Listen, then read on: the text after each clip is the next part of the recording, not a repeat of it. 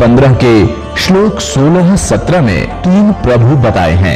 ये 3 प्रभु कौन हैं? किस प्रभु की शरण में जाने के पश्चात जन्म और मरण समाप्त हो सकता है? 3 प्रभुओं में सबसे उत्तम परमात्मा कौन है? कैसा है?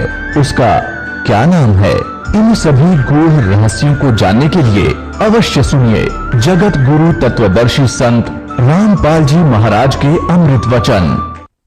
क्या कहा श्री कृष्ण जी ने? कहा तो सारी बता के कहा उसने। भीम ने कहा कि वो कहने लगा कि तुम नरक में जाओगे और तुम्हारे अन्न को जो खा लेगा वो सीधा नरक जाएगा। तुमने ऐसा पाप कर रहा है, तुम अपराधी हो, तुम महापापी हो। और सुदर्शन जी ने कहा था यदि मुझे तुम्हें अपने यज्ञ में ले चलना है तो मुझे ऐसी यज्ञ 100 यज्ञों का पुण्य मुझे संकल्प कर मुझे दे दे, तब मैं तुम्हारे उस पाप के अन्न को खाऊंगा। और मैंने उससे ये कहा कि हम तो ये दूसरी ही यज्ञ कर रहे हैं। एक यज्ञ तो करी थी भाई जो गद्दी पर बैठे, और दूसरी अब करने जा रहे हैं। अब युधिष्ठिर तो पहले मना कर रहा था उस गद्दी पर नहीं बैठूं मैं, वो भी ऐसे ही कह रहा था, लेकिन श्री कृष्ण ने उसको एक छोटा सा यज्ञ करवा के बैठा दिया। तो कहने लगा हम कहां से लाएं आपको 100 यज्ञ का फल दें? ऊपर से फिर उसने ऐसा गलत कह दिया। श्री कृष्ण जी को पता था ये भी पहलवान माइंड आदमी है, पता नहीं इसने क्या होगा भगत को। श्री कृष्ण जी ने कहा फिर आप के बोले सच्ची बताइए। अब भीमसेन कहने लगे कि मैंने उससे कहा कि ज्यादा ना बोले, तेरे मुंह न तोड़ दूंगा, आना हो तो आइए, ना बेशक मत आइए। मुझे श्री कृष्ण और भाई युधिष्ठिर का डर है, नहीं तुझे अभी कर देता तेरा काम। तब श्री कृष्ण जी कहने लगे भले आदमी कभी दिमाग भी प्रयोग करा कर अपना, हंगा नहीं चला करता सब जगह। तुझे वो वाल्मीकि दिखाई देता है, उस वाल्मीकि के एक बाल के समान भी ये तीनों लोक नहीं है। तूने हमें बताना चाहिए था, और संत को ऐसे अपशब्द कहने का दूना पापी हो गया तू। और हमारे साथ चल, उसके चरण छू, माथा टेक, अक्षमा याचना करना लायक, तन तो और काम बिगाड़ दिया। रथ तैयार किया, 5 पांडव छठे कृष्ण भगवान वहां पहुंच गए। 1 योजन यानी 1 योजन होता 12 किलोमीटर दूर, 1 योजन दूर रथ रोक दिया और 6 के 6 पैदल चल पड़े। रथ पीछे पीछे घोड़े आ रहे हैं। उधर से क्या हुआ कि सुदर्शन ने अपने गुरुदेव करुणामय जी से यानी कबीर जी से कहा कि भगवान ऐसे ऐसे युधिष्ठिर का भाई आया था भीमसेन, और वो कोई यज्ञ करे हैं भगवान, और मैंने उनको मना कर दिया वहां जाने के लिए। तो भगवान कबीर जी यानी करुणामय जी कहने लगे सुपच और सुदर्शन, उनका यज्ञ पूरा ना हो शंख नहीं बाजे बेटा, वो तो तेरे तो बात बनेगी वहां, वो फिर आएंगे और यही नाक रगड़ेंगे तेरे पास आके। अब सुदर्शन ने सोचा ये फिर शर्म में दर्द करेंगे हैं, और वो इतने पाप का भोजन उन्होंने बना रखा, मैंने खा लिया तो मेरा तो काम बिगड़ जाएगा। उसने क्या किया कि तू निकल जाए यहां से। वो अपना कुटिया छोड़ गया, घर छोड़ गया, और लंबा टूर प्रोग्राम बना लिया 15-20 दिन का, बाहर निकल गया। अब परमात्मा कहते हैं अपने भगत की इज्जत परमात्मा रखता है। कहते हैं मेरा भगत पे छोड़ी हुई तो तुम्हारा नाम न लेवे कोई। अब अपने भगत का रूप बना के पूर्ण परमात्मा परम अक्षर ब्रह्म बैठ गए उस सुपच की सुदर्शन की कुटिया में जाके। 5 पांडव आए, श्री कृष्ण जी ने देखा सामने बैठे हुए, क्योंकि जो थोड़े सी भक्ति बढ़ जाती है उनकी जीव दृष्टि काम करने लग जाती है। और श्री कृष्ण जी को सामने देखे परम पिता बैठे, चरणों में दंडोत प्रणाम किया। बस की बात नहीं, एकदम आत्मा झुकेगी। जब श्री कृष्ण जी ने प्रणाम किया तो 5 पांडव ने किया। अब वो कौन से खेत की मूली जब श्री कृष्ण प्रणाम करने लग रहे हैं गुरु जी, और उस पहलवान ने भी करना पड़ गया, भीम ने। अब परमात्मा ने चाहा थे ये बालक करते गया गलती, उस दिन गलत बोल गया भगत को, पर भी माफी मांग लेगा, क्षमा कर देंगे। दयालु बहुत है, क्योंकि ये सारे बच्चे उसी के तो हैं। इसलिए मालिक ने खेल खेला, वो पांचों ने दंडोत प्रणाम किया। खड़ा होके श्री कृष्ण जी ने करबद्ध होके कहा, भगवान ये राजा युधिष्ठिर है, ये इसके छोटे भाई हैं और मैं कृष्ण हूं, द्वारका से आया हूं, आपको निमंत्रण देने आए हैं, ये इनकी यज्ञ में चलिए भगवान। तो परमात्मा ने कहा कि मैंने इस भगत से कहा था उस दिन, मेरे वो कंडीशन पूरी करो। क्या कहा था कि 100 यज्ञ का फल मुझे दो, तब यज्ञ में चलूं।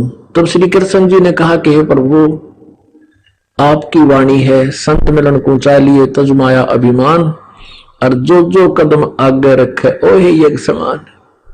पुणात्मा, ये आपके लिए है ये फार्मूला। यदि आप सत्संग में आते हो, चाहे कोई कितना धनी है, चाहे कितनी उच्च पोस्ट का व्यक्ति है, भगवान के दरबार में भिखारी बनकर आवे, या अभिमान नहीं रहना चाहिए। तब परमात्मा कहते हैं, जब ऐसी स्थिति में ऐसे भाव से आप घर से चलते हो और यहां तक जितने कदम आपके बनते हैं, एक कदम 100 अश्वमेघ यज्ञ के तुल्य पुण्यदायक होता है। अब देख लो, परमात्मा की वाणी गलत नहीं हो सकती, 100 की 100 सच्ची है। संत मिलन को चलियो तजमाया अभिमान, और जो जो कदम आगे रखे ओ है यज्ञ समान। एक कदम इधर रखोगे ना सच्चे भाव से, विनम्र भाव से, अपने दास बनकर, अधीन बनकर, जैसे कोई रोगी हो भयंकर, जिस व्यक्ति को उस नगर के डॉक्टर सलाह देते हैं कि आप जाइए पीजीआई या ऑल इंडिया इंस्टीट्यूट दिल्ली में या कोई और अच्छे हॉस्पिटल में अपनी जांच कराइए और वहां इलाज कराइए, हमसे नहीं हो रहा, तो उसकी गीगी बन जाती है उस व्यक्ति की। अब ना जाने क्या रिपोर्ट आवेगी, ना जाने है भगवान कैसी बीमारी पावेगी। तो उस समय वो कितना उच्च पद पर हो और चाहे कितना धनी हो, उसने धन दिखाई नहीं देता, अपनी जान दिखाई देती है। फिर वो जाता है हॉस्पिटल में, डॉक्टर कहता है लेट जाइए, वो ना सोचता तू राजा है प्रजा है क्या है, तू सेठ है, जब लेट जाता है ऐसे करके। वो कहता जाओ वहां जांच करा के आओ दूसरी, वो वहीं ले चल पड़ता अपनी लेकर चिट्ठी को। तो इस प्रकार यहां जब आप आते हो, यहाँ किसी प्रकार का नखरा आप ना हो, कोई चाहे बड़ी पोस्ट वाला हो, चाहे कोई गरीब हो, चाहे पैसे वाला हो, यहां तो दास बनकर आओ। तो इस भाव से आप दर्शन के लिए आते हो दास के, तो वो आपको एक कदम भी 100 यज्ञ के तुल्य पुण्य देता है। संत मिलन को चालियो तजमाया अभिमानी, जो जो कदम आगे रखे है यज्ञ समान। एक कदम एक यज्ञ के तुल्य है। और एक यज्ञ में कितना खर्चा, जिसमें 33 करोड़ देवता, 88,000 ऋषि, 12 करोड़ ब्राह्मण, 56 करोड़ यादव, 9 नाथ, 84 सिद्ध और बाकी जितने अनाथ जीव थे, पता नहीं कितने भोजन खाते थे। वैसे एक यज्ञ का एक मोटा फॉर्मूला बताते हैं पुराणों में कि एक यज्ञ जो होती है उसमें 100 मन घी लगाया जाता है। ये देसी अंग्रेजी तो ई बताना पड़ा है, पहले तो अंग्रेजी था ही नहीं, वो डालडा वगैरह वनस्पति। तो 100 मन घी गाय भैंस का प्रयोग हो, 100 मन, एक मन में 40 किलो। तो पुण्यात्माओं 40 क्विंटल हो गया लगभग घी, 40 क्विंटल।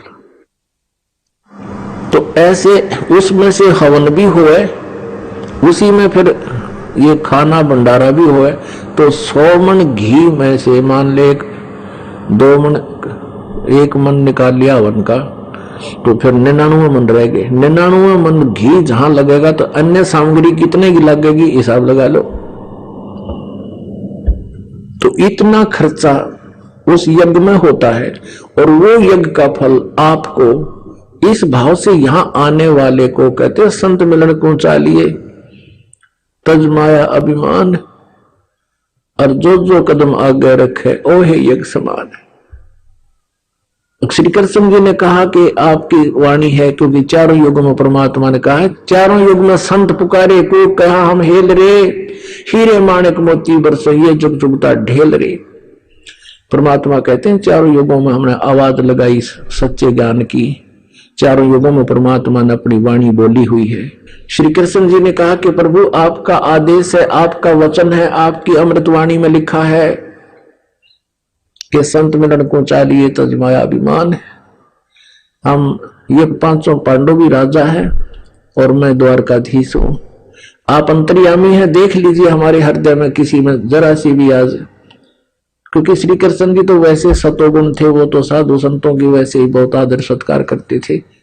थोड़ी सी करड़ थी तो पांडवों में थी, वो नए राजा बने थे भीमसेन, तो उस दिन उनकी भी फड़क निकल गई कि इस बिना तुम्हारा यज्ञ पूर्ण नहीं हो, यज्ञ पूर्ण नहीं होगा तो आज युधिष्ठिर में तकलीफ है, क्योंकि वो प्रेत बढ़ रहे थे उसमें। और उनको बता दिया गया था कि युधिष्ठिर के बाद ये फिर दूसरे नंबर के में आओगी, फिर तीसरे के में आओगी, तुम सारे नो मरोगे। उधर से उनका कोई विकल्प नहीं नजर आ रहा था, वहां पर सब जगह उनकी लोग हसाई हुए थी कि इनका यज्ञ पूरा ना होया। तो उन्होंने करबत होकर कहा, परवरदिगार हमारे यज्ञ में चलिए दाता। और भीमसेन से कहा माफी मांग नागरगढ़ महापुरुष के सामने। भीमसेन ने भी करबद्ध होकर कहा, प्रभु क्षमा कर दो, मेरी कही सुनी माफ करो, अनजानपने में मूर्खता में मैंने बहुत कुछ बोल दिया आपको। तब परमात्मा प्रसन्न हो गए, साधु भूखा भाव का धन का भूखा ना। और उनको इस योग्य बनाना चाहते थे कि अपनी कृपा बना सके इनके ऊपर। जब तक अहंकार जीव में है भगवान लाभ नहीं देता, उनके अहंकार का नाश करके तब उनको लाभ देने चले थे। जब भगवान गए, श्री कृष्ण जी ने कहा द्रौपदी बढ़िया भोजन बना दे, इस महात्मा के भोजन खाने से आज तुम्हारा शंख बजेगा, यज्ञ पूर्ण होगी। अब परमात्मा किस वेशभूषा में थे, जैसे अभी ये अपने भारतवर्ष में तभी हो गए सुथरे कपड़े पहनने लगे, नहीं तो पहले मेले कुचेले से कपड़े और दाढ़ी बड़ी हुई, सिर के बाल बड़े बड़े, थोड़ी थोड़ी दाढ़ी सभी रखते थे, छोटी सी लंगोटी धोती गोडा तक की, टूटे से जूते, कति सिंपल वेशभूषा में। और आकर बैठ गए, और वहां बैठे हुए मंडलेश्वर वो ऋषि पाक ब्राह्मणों को नहाए धोए, तीन तरकाली स्नान करनी है, और आसन लगा रखे सबको नारे नारे। और परमात्मा का आसन श्री कृष्ण जी ने अपने हाथ बिछाया, क्योंकि ये तो छोटोगुण भगवान है। अपने मित्र सुदामा के पैर धोए इन्होंने और उनको अपने सिंहासन पर बैठा दिया, आप नीचे बैठ के। ये तो इस टाइप के महापुरुष है। और वह नकली बैठे आसन पांडी पाके नु सारे ऋषि मैं ऋषि 33 करोड़ देवता 88,000 ऋषि 12 करोड़ ब्राह्मण। और ये परमात्मा गए एक सिंपल सी वेशभूषा में। अब जब परमेश्वर वहां प्रकट हुए, उस पहुंचे उस पूरे टोल में, झुंड में, सब देख रहे हैं और कह रहे हैं ये करेगा इनका यज्ञ पूर्ण। वो मंडलेश्वर कह रहे हैं अरे इनके पाप ही ज्यादा हैं, पाप तो अपने भोगने ही पड़ते हैं, क्षमा थोड़े ही होते हैं। उनकी वह थ्योरी इतनी थी। तब श्री कृष्ण जी ने कहा द्रौपदी भोजन बना, और ये महात्मा भोजन खाओगा, तुम्हारा शंख इससे बचेगा। अब द्रौपदी ने ये सोचकर अपने हाथों भोजन बनाया, कहीं कोई नौकर नौकरानी भोजन खराब बना दे, साधु संत नाराज हो जाए, इससे ही हमारा काम बनना, बाकी तो ये बिगड़ा पड़ाई है। अपने हाथों रोटी बनाई, और चूल्हे पर बनाते थे पहले तो रोटी, ये गैस सिलेंडर नहीं थे। हर तरह के, जैसे खीर न्यारी बनाई, हलवा अलग से, कई प्रकार की सब्जी बनाई, काजू किशमिश की भी सब्जी बनाई, और बड़े अच्छे पकौड़ी कचौड़ी दही बड़े हलवा पूरी सब बना के और थाली में रख के और महात्मा के सामने रखती। अब परमात्मा तो वो तो मालिक थे, उन्होंने क्या किया, उन कटोरियों में से थोड़ा थोड़ा सभी आहार निकाल लिया, सभी उसमें भोजन निकाल लिया, थोड़ी सी दाल डाल ली, सब्जी डाल ली थाली में, हलवा डाल लिया, कचौरी दही पकौड़ी, और फिर उसका लगे खिचड़ी बनाने, ऐसे मिलाने लगे। अब द्रौपदी ने न सोचा था कि मैं भोजन इतना स्वादिष्ट बनाऊंगी कि घास फूस खाने वाला व्यक्ति और आज इस भोजन ने खाकर उंगली चाटते जाएगा। और मेरी 100 जगह प्रशंसा करेगा कि भोजन बनाया द्रौपदी ने। और विशेषकर ये बहन जो होती है इनका विशेष दृष्टिकोण रहता है। कोई अतिथि आ जाता है तो बहुत ही अच्छे ढंग से सुंदर अच्छा भोजन बनाने की प्रयत्न करते हैं कि कहीं ये खाने वाला मेरे भोजन को किसी के सामने जाकर न्यू ना कह दे कि उसने ऐसी सब्जी बनाई, कुछ भी बनाना नहीं आता। यानी इस दृष्टिकोण से भी द्रौपदी ने अपनी पूरा सूझबूझ से बड़े बढ़िया भोजन बनाया था। अब द्रौपदी की आशा के विपरीत काम हो गया। द्रौपदी तो न्यू सोच रही थी न्यू कहेगा भाई हो बड़ा बढ़िया भोजन भाई, वाह वाह किसने बनाया न्यू पूछेगा। और जब उस परमात्मा ने वो सारा इकट्ठा कर लिया तो द्रौपदी के मन में बहुत ही कुविचार आ गए महापुरुष के प्रति, भगवान के प्रति। उसने क्या सोच लिया मन में कि यू रहा शूद्र का शूद्र, इसने खान का भी ना बेरा। मैंने 1 घंटा आंख फुड़वाई धूमे में लकड़ी आग बाल के, और इसने सारा काम बिगाड़ दिया। इन्हें खाना भी ना आता, काय का शंख बजाएगा ये, मन मन में सोच रही है, नाराज हो रही। अब परमात्मा ने क्या किया कि वो मिला लिया था सारा, उसमें से 1 ग्रास खाया और वो दूर रखा हुआ शंख अपने आप आवाज की, उसने 1 बार बज के बंद हो गया। फिर परमात्मा ने दूसरा ग्रास खाया, फिर आवाज करी, फिर बंद हो गया। तीसरा खाया, 5 बार में जितना भी भोजन उसने डाला था अपनी थाली में वो 5 बार में खा लिया। और 5 ही बार वो शंख बोला, फिर बंद हो गया। अब युधिष्ठिर कहने लगा भगवान बड़ी दया हुई आपकी, शंख बज गया। श्री कृष्ण जी ने कहा नहीं भाई, शंख बज आवश्यक है लेकिन इस तो बात ना बने, ये तो बज कर रुकना नहीं चाहिए, कई घंटा नहीं अखंड बाजना चाहिए था, तो तब सफल होगी तुम्हारी यज्ञ। तब युधिष्ठिर ने कहा भगवान अब किसको बुलाओगे। तब श्री कृष्ण जी ने कहा कि युधिष्ठिर इस महात्मा के समान इस पृथ्वी पर कोई महापुरुष नहीं है और ये वाल्मीकि नहीं है। वाल्मीकि का अर्थ तुम जिस दृष्टिकोण से सोचते हो ना वो नहीं, इसके 1 बाल के समान भी ये 3 लोग नहीं है। श्री कृष्ण जी करेंगे युधिष्ठिर, वो कहते हैं ना सतगुरु के दरबार में कमी का है कि ना अनसा मोद नहीं पाता, तेरी चूक चाकरी में। अपने कोई चाकरी में चूक है। द्रौपदी से पूछा बहन सच्ची बताना, क्योंकि श्री कृष्ण भी देख रहे थे और द्रौपदी को भी देख रहे थे, कभी नाक सकोड़ा थी, कभी ऊपर ने तोड़ी पड़े थी माथे पे। कहने लगा बहन सच्ची बताना, महात्मा जी ने जो भोजन खाया तेरे मन में क्या प्रदूषण हो गया था।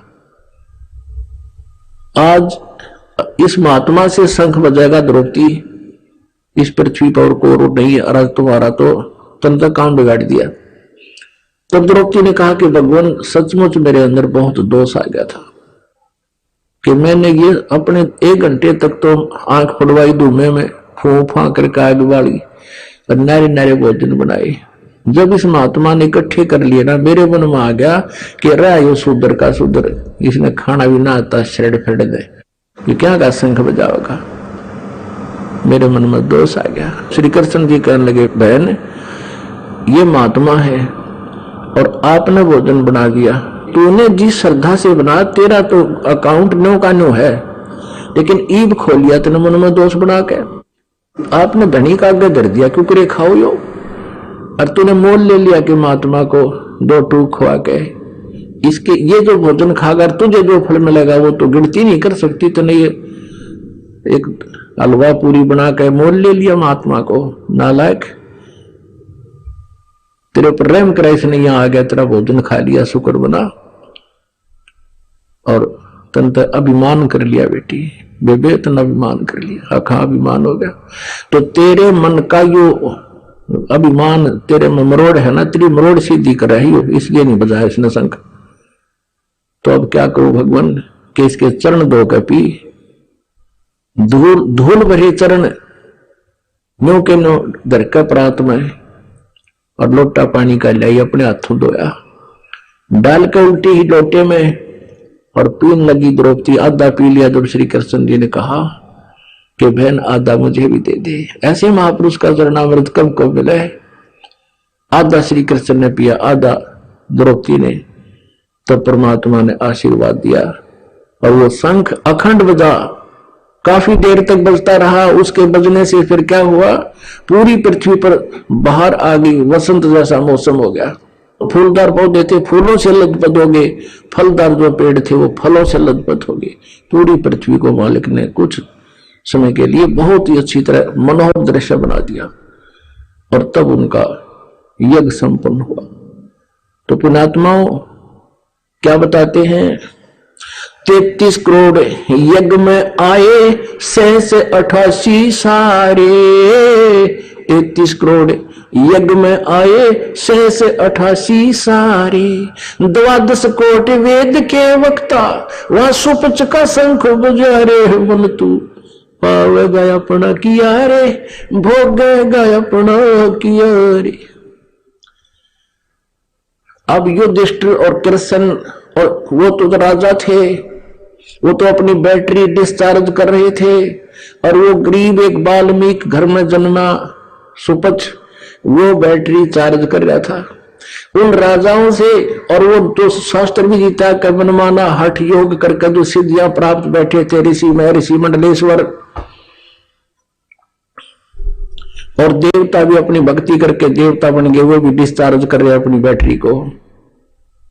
और एक गरीब व्यक्ति, एक झोपड़ी में रहने वाला, अपनी बैटरी चार्ज कर रहा था, वो उन राजाओं से भी समर्थ था।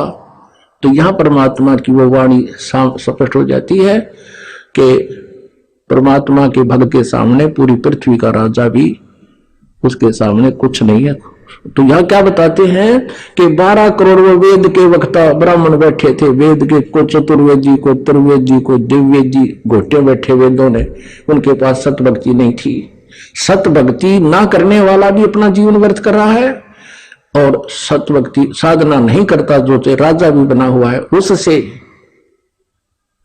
वो संसारिक दृष्टि से रंक, वो उनसे असंख्य गुना अच्छा है।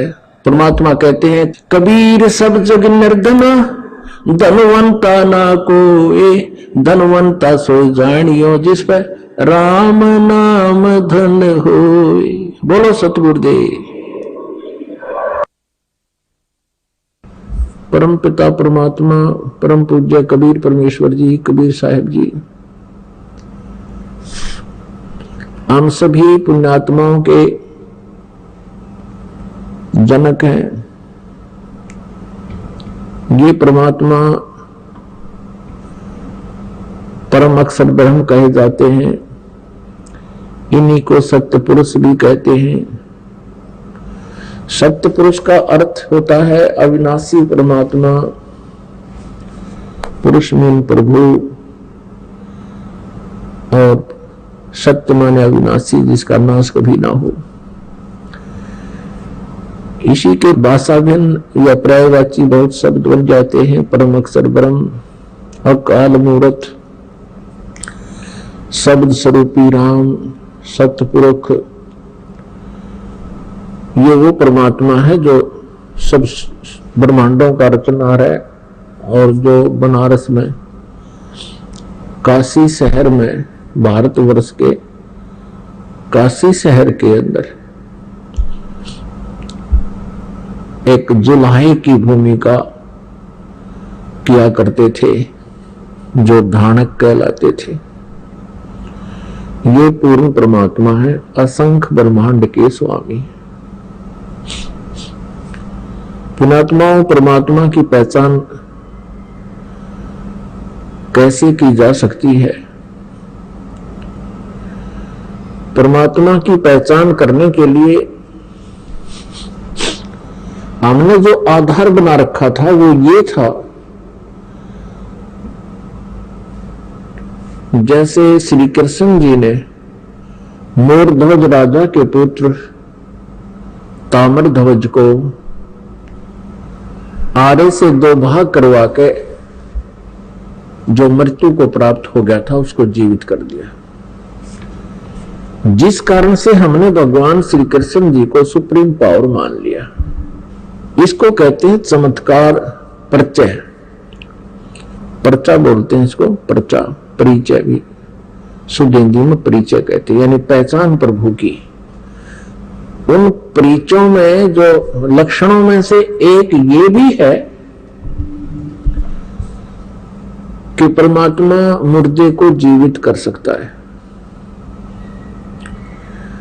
और दूसरा ये भी है परमात्मा जीव की आयु भी बढ़ा देता है। तो इसके साथ साथ और भी बहुत से गुण हैं, लक्षण हैं, जिनसे परमात्मा की पहचान की जा सकती है। एक भगवान के गुणों में, लक्षणों में यह भी आता है कि वो निर्धन को धनी बना सकता है, रंग को राजा बना सकता है,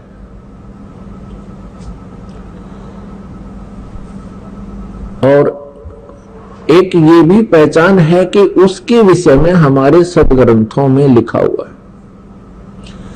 परमात्मा के गुणों की जानकारी हमारे पवित्र सदग्रंथ भी बताते हैं।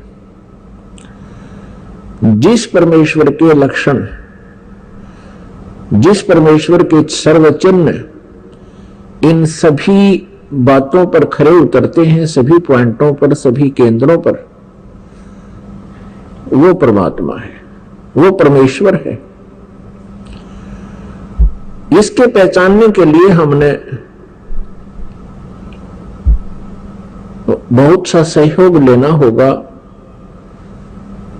जैसे हमारे पवित्र सदग्रंथ जो बताते हैं भगवान के गुणों की जानकारी, वो हमारे लिए स्वीकार्य होगी, होनी चाहिए और होगी, क्योंकि भगवान की जानकारी हमें सदग्रंथों से ही प्राप्त हुई है। और हमारे जो पहले वाले गुरुजी थे वो यही कहा करते थे कि शिव पुराण में ऐसा लिखा है, वेदों में ऐसा लिखा है, दुर्गा, श्री दुर्गा पुराण में ऐसा लिखा है, श्री विष्णु पुराण में ऐसा लिखा है, और श्री मार्कंडे पुराण में ऐसा लिखा है, श्री ब्रह्मा पुराण में ऐसा लिखा है, और वो साथ में संस्कृत भी बोला करते थे। तो हम ये सोचा करते थे कि इन महापुरुषों ने सदग्रंथों को ठीक से समझा है, क्योंकि ये संस्कृत लैंग्वेज से, संस्कृत भाषा से परिचित है। तो हमें कोई शंका नहीं रही। क्या शंका नहीं रही कि ये झूठ बोल रहे हैं। इसलिए हमने इनके प्रत्येक वाक्य को, प्रत्येक आदेश को शिरोधार्य किया, और जैसा भी इन पूर्व के ऋषि, गुरु, महापुरुषों ने, मंडलेश्वरों ने, आचार्यों ने, महंतों ने हमें जो ज्ञान दिया, हमने उसको स्वीकारा। किस लिए स्वीकारा? कि हमने परमात्मा की खोज है, परमात्मा की चाह है, आत्मा का परम सहारा परमात्मा है, और जो आत्मा को सुख मिलेगा वो परमात्मा से मिलेगा। परमात्मा हमारे प्रारब्ध के कर्मों को भी नाश कर देता है। परमात्मा के गुणों में ये भी है कि परमात्मा, परमेश्वर, पूर्ण ब्रह्म हमें साप से भी मुक्त कर सकता है, श्राप से। जैसे हमें 3 तापों से भी परमात्मा मुक्त कर सकता है। तो ये सभी लक्षण परमात्मा में होते हैं। प्रथम लक्षण जो हमने लिया है कि भगवान श्री कृष्ण ने मोर ध्वज के पुत्र तावर ध्वज को आरे से, एक आरी से 2 फाड़ करवा के उसके माता पिता से, क्योंकि पहले साधु संतों के विचारों, आदेश का बहुत पालन करते थे, श्रद्धालु व्यक्ति होते थे, और वो समझते थे कि ना जाने किस वेश में भगवान ही आ गया हो, इसलिए संत के आज्ञा का वो पालन करते थे। उस समय संत लोग जो है बड़े सिद्धि युक्त होते थे।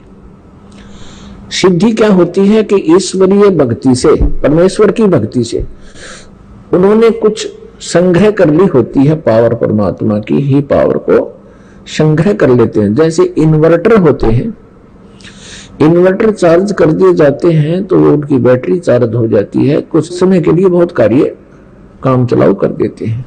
तो वो पावर है, कहां से ग्रहण की उसने? थर्मल प्लांट से। तो एक इन्वर्टर थर्मल प्लांट जितना कार्य नहीं कर सकता, इतनी क्षमता उसकी नहीं हो सकती। तो जितने भी ऋषि महर्षि जिनमें सिद्धियां थी, जिन्होंने 7 समंदरों को पी लिया फिर वापस छोड़ दिया, जिन्होंने पहाड़ उठा लिए आकाश में उड़ गए, ये इन्वर्टर थे। और जैसे श्री कृष्ण जी ने ताम्रध्वज को जीवित कर दिया, सुदामा जी का महल बना दिया, ये श्री कृष्ण तक भी इन्वर्टर थे, वो थर्मल प्लांट नहीं थे। अब ये एक बार ये बात जो दास ने कही है तो ये बड़ी खटकेगी उस व्यक्ति को जिसने आज तक ये तत्व ज्ञान नहीं सुना और लोक वेद से वो रंगा गया है। लोक वेद किसे कहते हैं? जो दंत कथा होती है, सुना सुनाया ज्ञान, अक्षेत्रीय ज्ञान, एक दूसरे से सुना हुआ ज्ञान, उसको लोक वेद कहते हैं। पुण्यात्माओं, श्री कृष्ण जी और अर्जुन मोरध्वज राजा के घर चले गए एक साधु रूप बना के। उस दिन मोरध्वज अपने पुत्र ताम्रध्वज को राज्य अभिषेक कर रहा था और साधु संतों के वहां आगमन को बहुत शुभ मानते हैं। ऐसे शुभ अवसर पर उनका आशीर्वाद प्राप्त करते हैं। उनका आशीर्वाद प्राप्त करने के लिए उनकी प्रत्येक आज्ञा का पालन करते हैं, उनकी सेवा शुश्रूषा करते हैं, जिससे वो प्रसन्न हो जाए। उनको प्रसन्न करने की हर संभव कोशिश की जाती। तो श्री कृष्ण जी ने एक माया से, अपनी सिद्धि से एक सिंह बना लिया, शेर बना लिया और दोनों पहुंच गए राजा मोरध्वज के बाग में। जब राजा को पता चला कि साधु संत आए हैं, उनको संदेशा भिजवाया कि आओ महाराज भोजन पाओ। लेकिन श्री कृष्ण जी ने कहा कि राजा स्वयं हमें आमंत्रित करने आएगा तो हम प्रवेश करेंगे उसके घर पर। राजा को पता चला, मोरध्वज तुरंत चल पड़ा नंगे पैरों और भगवान से अर्ज की, घर पे ले आए। घर पे विराजमान हो जाने के उपरांत आसन दिए और कहा भगवान भोजन पाओ। श्री कृष्ण जी जो साधु रूप में थे, पहचान नहीं पाए थे मोरध्वज, उनको संत मान रहे थे कि जो आज्ञा महात्मा। तो श्री कृष्ण जी ने कहा कि मोरध्वज पहले हमारे सिंह को भोजन खिलाओ, शेर को। जो आज्ञा महाराज, मोरध्वज ने कहा। श्री कृष्ण जी साधु रूप में श्री कृष्ण जी ने कहा कि बात सुनो, ये शेर जो है, ये सिंह किसी पशु पक्षी का मांस आहार नहीं करता, ये नरभक्षी है, ये मनुष्य खाता है, मनुष्य का मांस चाहिए। कि जो आज्ञा महाराज, मोरध्वज ने कहा। फिर श्री कृष्ण जी ने कहा कि कहीं कोई पल्लेदार को पकड़ जावे, उसका मांस नहीं खाएगा, ये मांस खाएगा तुम्हारे एक परिवार के सदस्य का। तब मोरध्वज ने कहा जो आज्ञा महाराज, कि जाओ फिर करो त्यार। अब मोरध्वज ने ताम्रध्वज और रानी से कहा कि साधु महात्मा आए हैं, उनकी कंडीशन है कि पहले सिंह को भोजन कराना है और शेर मांस मनुष्य का खाएगा। और यहां तक भी उन्होंने कह दिया है कि ये मांस आपके घर के सदस्य का ही खाएगा। मोरध्वज जी ने कहा कि देखो पुत्र सियाना हो गया, युवा हो गया है, राज्य अभिषेक अभी इसको कर देते हैं, ये अपना राज्य संभालेगा, तुम मां और पुत्र दोनों राज्य करना और मेरा काम पूरा हो चुका है और मैं साधुओं के सिंह का भोजन बन जाता हूं। तब रानी ने कहा देखो मैं पतिव्रता स्त्री हूं और पतिव्रता स्त्री से पहले उसका पति यदि मृत्यु को प्राप्त हो जाता है तो उसका जीवन नरक होता है, मैं नहीं जी सकती। और मेरा काम क्या था? मेरा काम था आपका वंश चलाना। आपका वंश चल गया,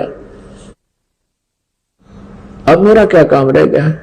लड़के का ब्याह कर लेना, दोनों पिता पुत्र अपना कार्य कर, राज्य संभालो, बच्चा अयाना है, ये राजकाज को ढंग से नहीं समझ पाएगा, आप इनकी हेल्प करते रहना और मुझे आहार बनने दो सिंह का।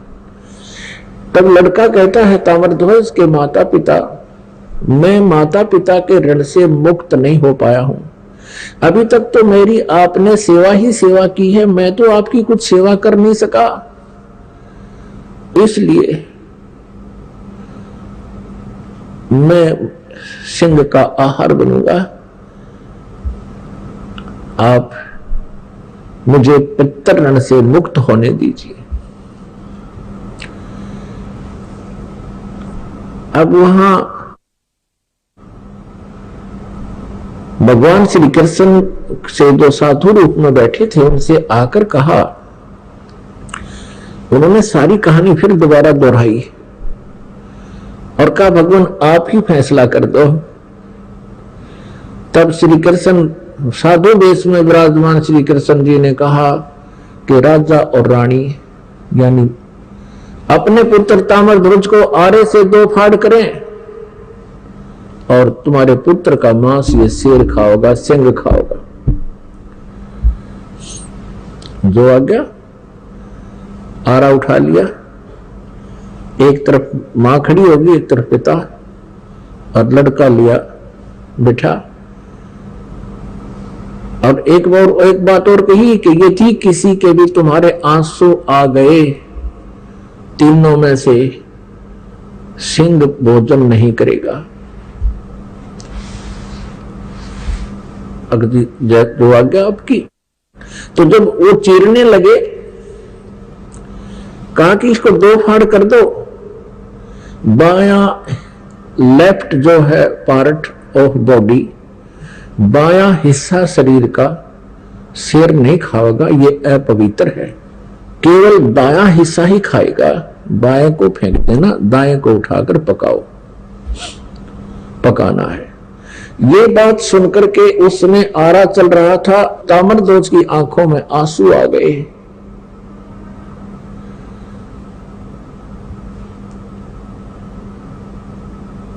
तो श्री कृष्ण जी साधु वेश में थे, उठकर चल पड़े कि तुम तो रो पड़े भाई, तुम्हारा सही प्यार नहीं प्रभु में, तुम्हारा कच्चा प्रेम है, ये मांस नहीं खाएगा। तब तक ताम्रध्वज मर चुका था।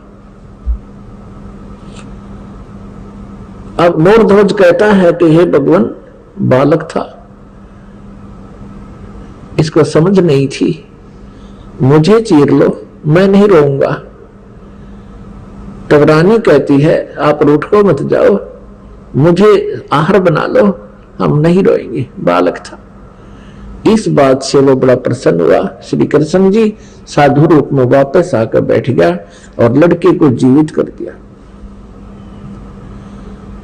तब लड़का जीवित हो गया। ताम्रध्वज ने कहा कि प्रभु मैं रोया इसलिए था, मैं कोई इसलिए नहीं रोया था कि मेरी जान जा रही है, मैं इसलिए रोया था कि मैं इतना नीच व्यक्ति हूं कि मेरा आधा ही बॉडी, आधा ही शरीर आपके काम आया, मैं तो इसलिए रो रहा था। अब उसको जीवित कर दिया। अपने आत्माओं, इन कथाओं से हमने बहुत कुछ सीखना होता है। अब ये तो कुर्बानियां की मोरध्वज जी ने श्री कृष्ण जी के लिए, एक परम संत पूर्ण परमात्मा मानकर। अब उनका कोई से का कल्याण नहीं हो सकता था, ना श्री कृष्ण का कल्याण हुआ, ना श्री कृष्ण उनका कल्याण कर सकते थे। लड़के को जीवित कर देना, इन प्रभुओं में गॉड पावर होती है, जैसे इन्वर्टर वाली। एक इन्वर्टर की एक क्षमता होती है, वो केवल 2 बल्ब ही जगा सकता है। एक इन्वर्टर की ऐसी क्षमता होती है कि वो कूलर भी चला दे, 2-3 बल्ब भी चला दे, और कोई छोटी मोटी हैंडपंप की मोटर भी चला दे, आधे स्पोर की। लेकिन फिर भी वो अक्षमता उसकी कंप्लीट नहीं, पूर्ण नहीं होती, पर्याप्त नहीं है। और थर्मल प्लांट से 3 फेज की लाइट चला दे, डूंडा ढा देते 10 हॉर्स पावर की मोटर हो और पूरे पंडाल में चमका दे। तो ऐसे अंतर है इन भगवानों में। अब यहां आप जी के लिए इसका एक निष्कर्ष निकाला है परमेश्वर कबीर जी ने कहते हैं महिमा की जय संत की, तन मन धन सब दे, शर्मांगे टाड़ा नहीं, मोर ध्वज लख ले। कि संत, जब परम संत तुम्हें मिल जाओ उस समय उस संत की इतनी आदर सत्कार और आज्ञा का पालन करना। यदि सिर भी मांगा है, नाटना नहीं, सिर मांगे टाला नहीं, मोर ध्वज लख ले, मोर ध्वज को देख लो। तो आत्माओं, अब अकाल गिर गया साधु संतों का इस कलयुग के इस पीरियड में। ये नकली, पाखंडी और डोंगी, इनका सत्कार हो गया है और इन्हीं का बोलबाला हो रहा है। इन्होंने बैठा दिया भक्ति का और भाव खत्म कर दिया भक्तों का। अपने आत्माओं, इस लक्षण से हमने श्री कृष्ण जी को परमेश्वर मान रखा था कि उन्होंने मोर ध्वज के पुत्र ताम्र ध्वज को आरे से 2 फाड़ करवा के जीवित कर दिया। यही श्री कृष्ण जी अपने सगे भांजे अभिमन्यु को जीवित नहीं कर सके, जो महाभारत के युद्ध में चक्रव्यूह के अंदर मृत्यु को प्राप्त हो गया था। सुभद्रा रो रही थी, जो श्री कृष्ण जी की बहन थी, अर्जुन का ब्याही थी। सुभद्रा पुत्र था अभिमन्यु। 500 पांडव रो रहे थे, सुभद्रा रो रही थी, श्री कृष्ण रो रहा था और पांडवों का कुल नाश हो रहा था। श्री कृष्ण जीवित नहीं कर सके। वहां तो पंगा पा दिया, जाके खुद चरवा के जीवित कर दिया लड़का मोर ध्वज का पुत्र, और वहां सुभद्रा पुत्र को श्री कृष्ण जीवित नहीं कर सके। तो परमेश्वर कबीर जी ने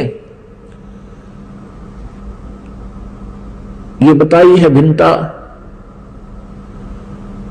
कि श्री कृष्ण जी उर्फ विष्णु जी, श्री कृष्ण जी विष्णु जी समझो, विष्णु जी के अवतार, उन्हीं की आत्मा यहां देवकी के गर्भ से उत्पन्न हुई थी। और ये केवल 4 भुजा के और 16 कला के भगवान हैं।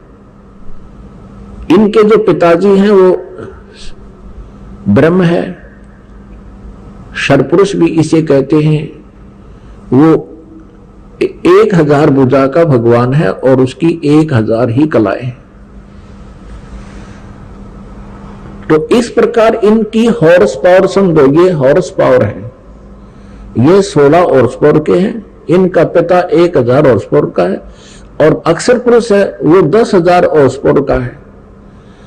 और ये परम अक्षर पुरुष सत्य पुरुष, ये इसकी हॉर्स पावरों की कोई गिनती को ना, असंख्य, अनलिमिटेड। तो जो कार्य पूर्ण परमात्मा कर सकता है, ये अपूर्ण भगवान नहीं कर सकते। जो कंप्लीट गॉड जो काम कर सकता है, इनकम्प्लीट गॉड नहीं कर सकते। और यही पूरे सदग्रंथों में यही संदेश दिया है। श्रीमद् भगवत गीता जी में यही कहा है कि अर्जुन तू सर्वभाव से उस परमेश्वर की शरण में जा। गीता जी अध्याय नंबर 18 के श्लोक नंबर 62 में और 66 में, दोनों में ये प्रमाण है। लेकिन 66 वाले को तो उन्होंने घुमा रखा है, वर्तमाने आना कर रखा है, जबकि वर्तमाने जाना होता है। और उसी की कृपा से ही तू परम शांति को और सनातन परम धाम को प्राप्त होगा। अब यह प्रसंग है कि वो मोर ध्वज के पुत्र को जो जीवित कर दिया, अब सुभद्रा पुत्र को श्री कृष्ण जीवित क्यों नहीं कर सके? क्योंकि अभिमन्यु की आयु सीमा प्रारब्ध इतना ही था। आइए अब हम उन श्रद्धालुओं के अनुभव जानते हैं जो जगत गुरु तत्वदर्शी संत रामपाल जी महाराज जी से दीक्षा प्राप्त कर चुके हैं तथा उनके द्वारा बताए गए भक्ति मार्ग पर चल रहे हैं। सर नमस्कार। सत साहिब जी। सर क्या नाम है आपका? सरदारा सिंह, पिंड हरियों कलां, तहसील समराला, पिंड डाखन्ना, मुश्काबाद। सर संत रामपाल जी महाराज से नाम दीक्षा लेने से पहले आप क्या साधना करते थे? साधना करते जी अमृत छकिया है।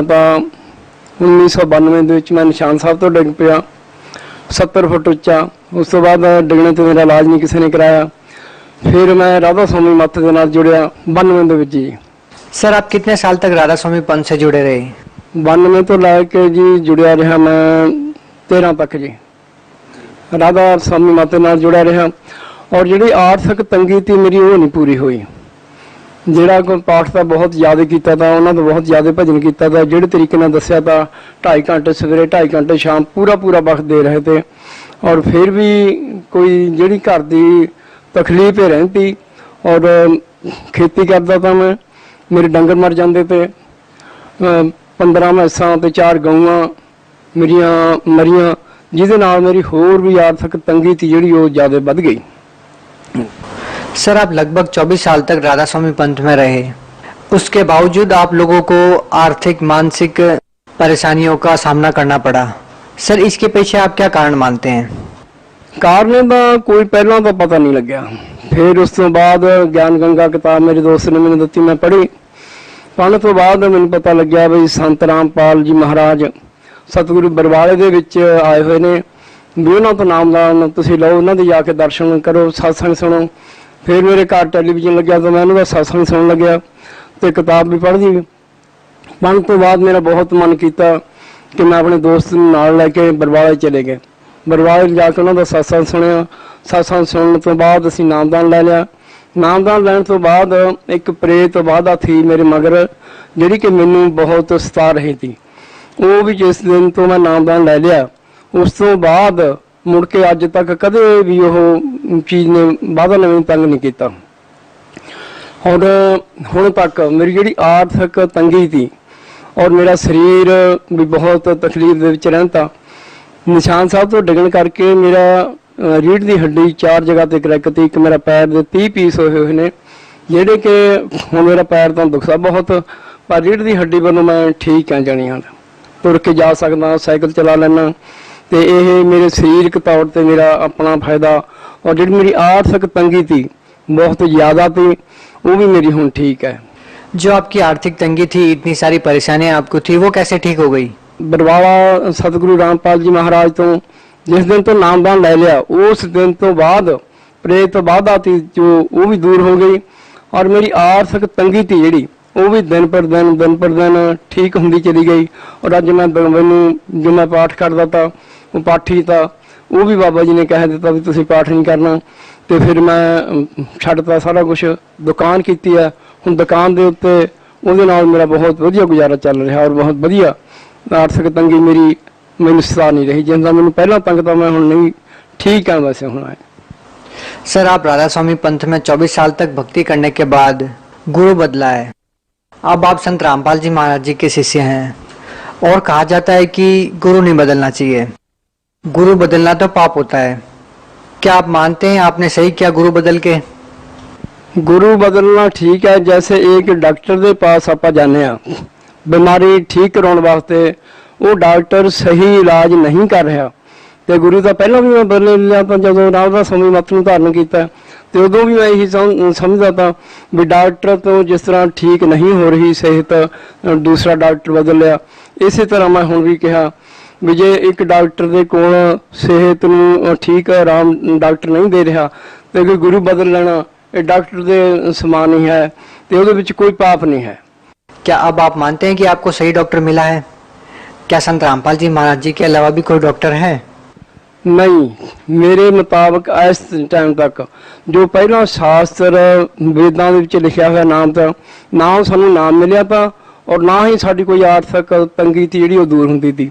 वेदां शास्त्रां मुताबिक जो नाम महाराज जी संत रामपाल दे रहे ने सतगुरु जी, यह नाम ठीक है। नाम जदों असीं नाम जपदे हां बैठ के तो साडी जिहड़ी हाज़री है महाराज दे दरबार दे विच लगदी है, तो परमेश्वर साडी तंगियां जिहड़ी आर्थिक तंगियां सरीरक तौर पर कोई बीमारी है ये भी साडी दूर होंदी है।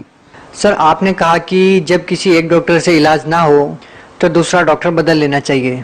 संत रामपाल जी महाराज जी को आप लाइक एक डॉक्टर मानते हैं, क्या दवाई देते हैं संत रामपाल जी महाराज जो आपकी आर्थिक परेशानियां, मानसिक परेशानियां ठीक हो जाती है? जो वेद शास्त्र साडे कह रहे हैं, जो उहदे विच नाम लिखे हुए ने परमेश्वर दे, जो कि नाम सानू दिंदे ने उही प्रेत बाधा ते उपर ने। और जिहड़ी साडी आर्थिक तंगी है उही साडा नाम है, वो नाम जपियां ते साडी दूर हुंदी है। इदों बड़ा कोई डॉक्टर जिस तरह मैं अपनी जिंदगी के तजर्बे मुताबिक कहां गल तां यह सब ते उत्तम है। संत रामपाल जी महाराज बरवाड़े वाले आए हुए ने, इन्हों दे कोल हर एक व्यक्ति नूं इन्हां दी शरण दे विच चले जाना चाहिए जी। सर देखिए, सभी श्रद्धालु अपने गुरु को श्रेष्ठ मानते हैं। सभी कहते हैं हमारे गुरु जी सही भक्ति बताते हैं, हमारे गुरु जी सही भक्ति बताते हैं। ज्यादातर जो संत रामपाल जी महाराज जी के शिष्य हैं वो राधा स्वामी पंथ से आए हुए हैं। अभी भी लाखों की संख्या में राधा स्वामी संत मंच से भक्त जुड़े हुए हैं। उनका मानना है सर कि वो सही भक्ति कर रहे हैं। आप कैसे कह सकते हैं कि राधा स्वामी पंथ में जो भक्ति बताई जा रही है वो सही नहीं है और जो संत रामपाल जी महाराज भक्ति विधि बता रहे हैं वो सही है? देखो जी, ये आपो अपना प्रैक्टिकल है। जो उन्हों का प्रैक्टिकल उन्होंने चंगा लगता वो उन्ना चिर चंगा कही जाते हैं। जे वो इधर आके देखणगे उन्होंने लाइफ है जो बदल जाएगी और फिर वो अपने आप कहेंगे कि हाँ संत रामपाल जी महाराज जो नामदान दीक्षा दे रहे हैं भी वो ठीक है। सर यहाँ पे देखने वाली ये बात है कि आप भी अपने गुरु को सही बताते हैं और राधा स्वामी संत मंत्र में भी अपने गुरु को सही बताते हैं। कहा जाता है कि एक समय में एक ही सदगुरु होता है। अगर इस बात को डिफाइन किया जाए या आम जन समाज के लोग अगर समझना चाहें कि कौन ठीक है और कौन गलत है, इसका फैसला कैसे हो? इस बात का फैसला तो जाके ही पता लगेगा। पर एक समय ਦੇ ਵਿੱਚ ਜਦੋਂ ਭਗਤ ਕਬੀਰ ਸਾਹਿਬ ਜੀ ਇਸ ਦੁਨੀਆ ਦੇ ਉੱਤੇ ਕਾਂਸੀ ਦੇ ਵਿੱਚ ਆਏ ਹੋਏ ਤੇ ਉਹਨਾਂ ਦੇ ਨਾਲ ਰਵਿਦਾਸ ਜੀ ਮਹਾਰਾਜ ਵੀ ਸੀਗੇ ਤੇ ਸੰਤ ਉਸ ਟਾਈਮ ਵੀ ਉਹਨਾਂ ਨੂੰ ਮਾੜਾ ਕਹਿੰਦੇ। ਅੱਜ ਵੀ ਲੋਕ ਇਸ ਸਮਾਜ ਦੇ ਜਿੰਨੇ ਲੋਕ ਨੇ ਆਪੋ ਆਪਣੇ ਪੰਥ ਦੀ ਸਭੀ ਮਨਾਉਂਦੇ ਟੇਕ। ਆਪਣੇ ਪੰਥ ਨੂੰ ਜਿੰਨਾ ਚਿਰ ਬੰਦਾ ਬਦਲ ਨਹੀਂ ਲੈਂਦਾ ਉਹਨਾਂ ਚਿਰ ਉਹਨੂੰ ਸੱਚ ਦਾ ਤੇ ਝੂਠ ਦਾ पता नहीं लग सकता। सर देखिए, ज्यादातर संत परमात्मा कबीर साहब की वाणियों को आधार बनाकर सत्संग करते हैं। राधा स्वामी पंथ ले लीजिए या डेरा सच्चा सौदा सिरसा ले लीजिए या निरंकारी पंथ ले लीजिए या कोई भी सदगुरु हो, कोई भी संत हो या कोई भी धर्मगुरु हो, संत रामपाल जी महाराज जी भी कबीर साहब की वाणियों को, उनके ग्रंथों को आधार मानकर सत्संग करते हैं। सर आप लोगों को क्या ऐसा अलग लगता है संत रामपाल जी महाराज जी सही चीज बता रहे हैं और वो गलत बता रहे हैं? क्योंकि दोनों ही संत, दोनों ही धर्मगुरु कबीर साहब की वाणी को आधार मानते हैं। अब यहाँ पे फैसला कैसे हो कि कौन सही बोल रहा है, कौन गलत बोल रहा है? देखो जी, गल ये है भी पाठ गुरु ग्रंथ साहिब जी का मैं भी करता था। वो पढ़ते थे तो सानू पता नहीं लग रहा भी यह किस दे बारे लिखा है। जो ग्रंथ खोल के संत रामपाल जी महाराज ने दसे ने अज तक किसी ने दसे नहीं हैं। संत चाहे किड्डा ही हो, संत का असी समराले के इलाके के रहने आ, साडे नेड़े नेड़े संत बहुत ने जिहड़ा कि संत गुरु ग्रंथ साहिब नूं पढ़ते जरूर ने पर खोल के दस नहीं। असीं खुद पढ़ देते, असीं भी किसी को खोल के दस नहीं सके भी गुरु ग्रंथ साहिब दे विच आ कुछ लिखा होया। ना कबीर साहिब के बारे, गुरु नानक साहिब की जिहड़ी बाणी है बहुत गुंझलदार बाणी है, उन्होंने समझ दे विच बिल्कुल नहीं आउंदी। श्री गुरु ग्रंथ साहिब में आप लोगों की गहरी आस्था है। श्री गुरु ग्रंथ साहिब में एक वाणी है, सोई गुरु पूरा कहावे जो दो अक्षर का भेद बतावे। अब यहाँ पे कहा यह गया है कि सच्चा सदगुरु तो वही होता है जो दो अक्षर का भेद बताता है। आपके विचार में क्या संत रामपाल जी महाराज जी उन दो अक्षरों का भेद बताते हैं या राधा स्वामी संत मंत्र वाले बताते हैं? क्या कहना चाहेंगे? कहना तो यह चाहूँगा जी, उन्होंने कोल तां 5 नाम का अक्षर जो दे रहे ने उहदे विच संत रामपाल जी महाराज ने पढ़ के उन्होंने लिखिया होया सानू दिखा दिता कि पांचों नाम काल के जानो आदि नाम ला गुप्त रखाऊं। इस तरह का सलोक है कुछ। तो जिहड़ा सच्चा नाम है वो जिस तरह ग्रंथां दे विच दिता होया उस तरह संत रामपाल जी महाराज दे रहे ने और उसे नूं सच्चा नाम असीं कहांगे। बाकी तो अपने पंथ नूं हरेक आदमी चंगा कहंदा पर असीं देख लिया फिर के देखण दे नाल सानूं ये पता लग गया कि सच्चा नाम की है ते झूठा नाम की है। सर आप 24 साल तक राधा स्वामी संत मंत्र में रहे। आप अपने उन साथियों को, उन सत्संग प्रेमियों को क्या संदेश देना चाहेंगे जो अभी भी उस भक्ति को आधार मान के अपना जीवन वहां पे लगाए हुए हैं, ये सोच करके कि वो सही भक्ति कर रहे हैं? आप उनको क्या संदेश देना चाहेंगे? संदेश तो यही देना चाहूँगा भी जिस तरह मैं 24 साल इन्हों की भगती करके इन्हों नाल सेवा करके तो पिछे हटना पाया, इस तरह ही आप सारे मेरी बेनती नहीं सुनते हुए तो छड़ के बरवाले आश्रम जाके नामदान भगती करन और अपना जीवन मोक्ष और जीवन मुक्ति का साधन सोचण, जिहदे कारण करके असीं जीवन भारिया असीं जन्म लिया। ਤੇ ਸਾਡਾ ਜਨਮ ਇਸੇ ਤਰ੍ਹਾਂ ਸੁਧਰੇਗਾ ਜੇ ਅਸੀਂ ਸੱਚੀ ਭਗਤੀ ਸੱਚੇ ਗੁਰੂ ਦੀ ਕਰਾਂਗੇ। ਜੇ ਸੱਚੇ ਗੁਰੂ ਦੇ ਕੋਲ ਅਸੀਂ ਨਹੀਂ ਜਾਵਾਂਗੇ ਤਾਂ ਗੁਰੂ ਤਾਂ ਬੇਅੰਤ ਨੇ, ਕੋਈ ਕਹਿਣ ਦੀ ਗੱਲ ਨਹੀਂ ਹੈ। ਹਰ ਇੱਕ ਆਪਣੇ ਆਪ ਨੂੰ ਵਧੀਆ ਕਹਿੰਦਾ ਹੈ, ਚੰਗਾ ਗੁਰੂ ਸੱਚਾ ਕਹਿੰਦਾ, ਪਰ ਸੱਚਾ ਨਾਮ ਕਿਸੇ ਗੁਰੂ ਦੇ ਕੋਲ ਹੈ ਨਹੀਂ, ਕੇਵਲ ਬਰਵਾਲੇ ਤੋਂ ਬਿਨਾਂ। संत रामपाल जी महाराज सच्चा उपदेश दे रहे हैं। सर, क्या जो आप भक्ति साधना कर रहे हैं, जो संत रामपाल जी महाराज जी ने आपको बताई है, क्या आप मानते हैं कि वह जो भक्ति साधना है वो बिल्कुल सही है, या अन्य किसी गुरु को आप अपना गुरु बना सकते हैं? नहीं, ये तो गल गलत है।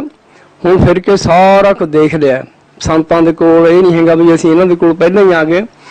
ਤੇ ਜਦੋਂ ਅੰਮ੍ਰਿਤ ਛਕਿਆ ਤਾਂ ਉੱਥੇ ਵੀ ਪੰਜਾਬ ਦੇ ਸੰਤ ਇਕੱਠੇ ਹੋ ਜਾਂਦੇ ਨੇ ਜਿੱਥੇ ਸਤਸੰਗ ਹੁੰਦਾ ਤਾਂ, ਤੇ ਆਮ ਸੰਤਾਂ ਦੇ ਵਿੱਚ ਜੇ ਬਿਆਸ ਜਾਂਦੇ ਤੇ ਤਾਂ ਵੀ ਉਹਨਾਂ ਨੇ ਆਮ ਸਾਰੇ ਭਗਤਾਂ ਦੀ ਬਾਣੀ ਨੂੰ ਦੱਸਦੇ ਤੇ ਵਿੱਚ। ਤੇ ਇਹ ਜੋ ਜਿਹੜੀ ਸੱਚੀ ਭਗਤੀ ਆ, ਨਾਮ ਹੈ ਔਰ ਵੇਦਾਂ ਦੇ ਮੁਤਾਬਕ, ਸ਼ਾਸਤਰਾਂ ਦੇ ਮੁਤਾਬਕ ਜੋ ਕਿ ਸਾਨੂੰ ਲਿਖਿਆ ਹੋਇਆ ਸਾਰੇ ਘਰ ਬੈਠਿਆਂ ਨੂੰ ਟੈਲੀਵਿਜ਼ਨ ਤੇ ਵੀ ਦਿਖਾਤਾ। ਅਸੀਂ ਜਾ ਕੇ ਬਰਵਾਲੇ ਸਤਸੰਗ ਸੁਣ ਕੇ ਵੀ ਇਹਨਾਂ ਦਾ ਅਸੀਂ ਦੇਖ ਲਿਆ ਤੇ ਅੱਖੀਂ ਦੇਖ ਕੇ ਵੀ ਗ੍ਰੰਥਾਂ ਦੇ ਵਿੱਚ ਆਹ ਕੁਛ ਲਿਖਿਆ ਜੋ ਪੜ੍ਹ ਕੇ ਸੁਣਾ ਰਹੇ ਨੇ। ਤੇ ਹੁਣ ਸਾਨੂੰ ਇਤਵਾਰ ਪੂਰਾ ਹੈ, ਇਸ ਤੋਂ ਵੱਧ ਕਿਸੇ ਨਹੀਂ ਜਾਵਾਂਗੇ ਚਾਹੇ ਕੁਛ ਵੀ ਗੱਲ ਹੈ। सर, यदि संत रामपाल जी महाराज जी के सत्संग प्रवचन या आप लोगों की बातें जो मानते हैं कि सही है और वो संत रामपाल जी महाराज से जुड़ना चाहेंगे तो वो जुड़ कैसे सकते हैं? देखो जी, ਜਿਹੜਾ ਟੈਲੀਵਿਜ਼ਨ ਆਉਂਦਾ ਚੈਨਲ ਤੇ ਉਹਦੇ ਇੱਕ ਥੱਲੇ ਲਾਈਨ ਆਉਂਦੀ ਹੈ, ਉਹ ਲਾਈਨ ਦੇ ਮੁਤਾਬਕ ਸੰਪਰਕ ਕਰਨ, ਆਪਣੇ ਭਗਤਾਂ ਦੇ ਨਾਲ ਸੰਪਰਕ ਕਰਕੇ ਤੇ ਉਹ ਜਿਸ ਤਰ੍ਹਾਂ ਉਹਨਾਂ ਨੂੰ ਜਵਾਬ ਮਿਲੂਗਾ ਉਸ ਢੰਗ ਦੇ ਨਾਲ ਉਹਨਾਂ ਭਗਤਾਂ ਦੇ ਨਾਲ ਜੁੜਨ ਔਰ ਛੇਤੀ ਤੋਂ ਛੇਤੀ ਜਿੰਨਾ ਛੇਤੀ ਹੋ ਸਕੇ ਉਸ ਤਰ੍ਹਾਂ ਆਪਣਾ ਫਾਇਦਾ ਉਠਾਉਣ, ਆਪਣੇ ਜੀਵਨ ਦਾ ਲਾਹਾ ਲੈਣ। सर, आप संत रामपाल जी महाराज को सच्चा सदगुरु मानते हैं और कहते हैं कि उन्हीं के पास सही भक्ति विधि है। यदि संत रामपाल जी महाराज से नाम दीक्षा लेने के बाद भी किसी श्रद्धालु को लाभ ना मिले तो फिर वो श्रद्धालु क्या करे? ਇਹ ਤਾਂ ਹੋ ਨਹੀਂ ਸਕਦੀ ਗੱਲ ਬਈ ਉਸ ਭਗਤੀ ਜਾਇ ਤੇ ਸੰਤ ਰਾਮਪਾਲ ਜੀ ਮਹਾਰਾਜ ਜੀ ਕੋਲ ਗਿਆ ਹੋਵੇ ਔਰ ਕੋਈ ਭਗਤੀ ਲਾਭ ਨਾ ਮਿਲਿਆ ਹੋਵੇ ਉਹਨੂੰ। ਇਹ ਗੱਲ ਇਹ ਆ ਵੀ ਜੇ ਉਹਨੇ ਭਗਤੀ ਉਹ ਨਹੀਂ ਕੀਤੀ, ਨਾਮ ਦੀ ਕਮਾਈ ਨਹੀਂ ਕੀਤੀ, ਫਿਰ ਉਹ ਕਹਿ ਸਕਦਾ ਵੀ ਮੈਨੂੰ ਸੰਤ ਰਾਮਪਾਲ ਜੀ ਕੋਲ ਜਾ ਕੇ ਮੈਨੂੰ ਫਾਇਦਾ ਨਹੀਂ ਹੋਇਆ। ਜੇ ਕੋਈ ਸੱਚੇ ਇਰਾਦੇ ਨਾਲ ਸੱਚੀ ਭਗਤੀ ਨੂੰ, ਜਿਸ ਤਰ੍ਹਾਂ ਬਾਬਾ ਜੀ ਚੱਲਦੇ ਫਿਰਦੇ ਉੱਠਦੇ ਬਹਿੰਦੇ ਦੱਸੇ, ਸਹਿਜ ਭਗਤੀ ਸਹਿਜ ਮਾਰਗ ਹੈ ਔਰ ਉਹਦੇ ਵਿੱਚ ਕੋਈ ਔਖਾ ਵੀ ਕੰਮ ਨਹੀਂ ਹੈ। ਕੋਈ 2.5 ਘੰਟੇ ਨਹੀਂ ਬੈਠਣਾ, ਕੋਈ 3 ਘੰਟੇ ਨਹੀਂ ਬੈਠਣਾ, ਔਰ ਫਿਰ ਵੀ ਕੋਈ ਕਹੇ ਚੱਲਦਾ ਫਿਰਦਾ ਮੈਨੂੰ ਫਾਇਦਾ ਨਹੀਂ ਹੈ, ਇਹ ਗੱਲ ਮੈਂ ਨਹੀਂ ਮੰਨਦਾ। सर, देखिए, हमने बहुत सारे श्रद्धालुओं से सुना है कि संत रामपाल जी महाराज जी का नाम लेते ही नशा छूट जाता है। क्या आप भी कोई नशा करते थे? नहीं, मैं तो नशा नहीं किया। क्या ये बात सही है कि संत रामपाल जी महाराज से नाम दीक्षा लेने के बाद नशा छूट जाता है? हाँ जी, ये सुनिया और ਜਿਹੜੇ ਸਾਡੇ ਬੰਦੇ ਸਾਡੇ ਨਾਲ ਗਏ ਤੇ ਉਹ ਨਸ਼ਾ ਕਰਦੇ ਤੇ ਸਾਨੂੰ ਦੱਸਦੇ ਤੇ ਜਾਂ ਉੱਥੇ ਸਤਸੰਗ ਦੇ ਵਿੱਚ ਬੈਠੇ ਤੇ ਜਾਂ ਗੱਡੀ ਦੇ ਰੇਲ ਦੇ ਵਿੱਚ ਸਫ਼ਰ ਕਰਦੇ ਤੇ ਉਸ ਤਰ੍ਹਾਂ ਉਹ ਦੱਸ ਰਹੇ ਸੀ ਮੈਂ ਨਸ਼ਾ ਖਾਂਦਾ ਤਾਂ, ਮੈਂ ਸ਼ਰਾਬ ਪੀਂਦਾ ਤਾਂ, ਮੈਂ ਨਾਮ ਲੈ ਲਿਆ, ਹੁਣ ਉਸ ਤੋਂ ਬਾਅਦ ਮੈਂ ਬਿਲਕੁਲ ਸ਼ਰਾਬ ਨਹੀਂ ਪੀਤੀ, ਮੁੜ ਕੇ ਮੈਂ ਕੋਈ ਨਸ਼ਾ ਨਹੀਂ ਕੀਤਾ। ਸਾਡੇ ਘਰ ਕਲੇਸ਼ ਵੀ ਸਾਡੇ ਕਈ ਬੀਬੀਆਂ ਦੱਸਦੀਆਂ ਹੁੰਦੀਆਂ ਸੀ ਵੀ ਉਹ ਸਾਡੇ ਘਰ ਕਲੇਸ਼ ਬਹੁਤ ਨਸ਼ਾ ਕਰਦੇ ਤੇ, ਸ਼ਰਾਬ ਪੀਂਦੇ ਤੇ, ਮਾਰ ਕੁੱਟਦੇ ਤੇ, ਪਰ ਅਸੀਂ ਸਾਡੇ ਘਰ ਦੇ ਵਿੱਚ ਤਾਂ ਕੋਈ ਹਾਲਤ ਨਹੀਂ ਸੀ। ਪਰ ਜਿਹੜੇ ਆਮ ਬੀਬੀਆਂ ਦੱਸਦੇ ਨੇ ਜਦੋਂ ਸਫ਼ਰ ਕਰਦੇ ਆ ਵੀ ਜਦ ਅਸੀਂ ਸੰਤ ਰਾਮਪਾਲ ਜੀ ਮਹਾਰਾਜ ਦੇ ਨਾਲ ਜੁੜੇ ਆ ਤੇ ਸਾਡੇ ਘਰ ਦਾ ਕੋਈ ਵੀ ਕਲੇਸ਼ ਨਹੀਂ ਹੈ। ਹੁਣ ਤਾਂ ਸਾਡੇ ਘਰ ਦੇ ਨਸ਼ਾ ਛੱਡ ਗਿਆ। जी, बहुत बहुत धन्यवाद। सत साहब जी।